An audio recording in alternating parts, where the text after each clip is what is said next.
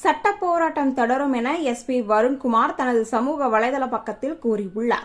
அரசியலுக்கும் இந்த விஷயத்திற்கும் எந்த சம்பந்தமும் இல்லை. எனது வீட்டில் உள்ள பெண்களையும் குழந்தைகளையும் குடும்பத்தாரையும் அவதூறு பேசி மிரட்டல் விடுத்த நபர்களை விடமாட்டேன். சட்டத்தின் முன்னால் கண்டிப்பாக கொண்டு வந்து நிறுத்துவேன்.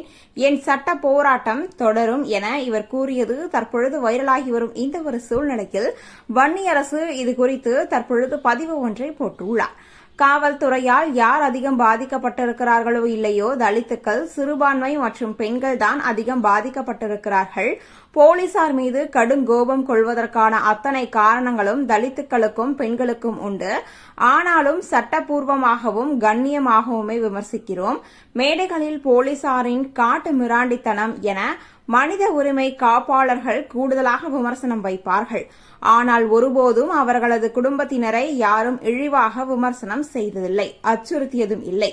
ஆனால் திருச்சி காவல்துறை அதிகாரி மரியாதைக்குரிய பெரும் தமிழர் நாம் தமிழர் மொழியில் வருண்குமார் ஐபிஎஸ் தமிழ்நாடு அவர்களையும் அவரது குடும்பத்தினரையும் அச்சுறுத்தும் வகையில் செயல்படுவது கண்டிக்கத்தக்கது.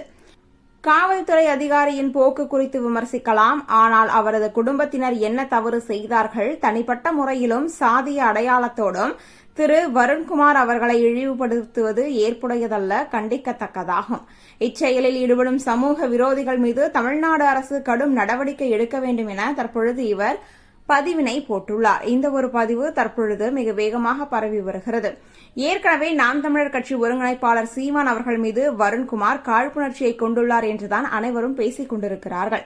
இதற்காகவே தற்பொழுது நாம் தமிழர் கட்சியை சேர்ந்த பலரையும் கைது செய்து வரும் காவல்துறையினர் அடுத்ததாக சீமான், இடும்பாவனம் கார்த்திக் போன்ற பலரையும் கைது செய்வதாகவும் கூறி வருகின்றனர்.